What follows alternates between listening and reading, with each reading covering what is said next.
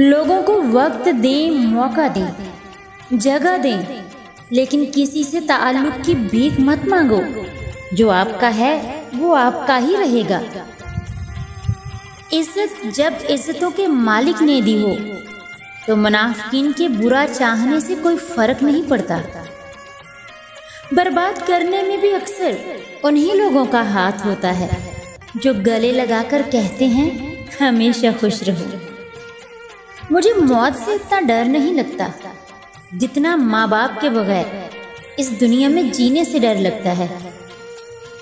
किसी से नाराजगी को इतना तूल मत दो कि वो आपके बगैर ही जीना सीख ले।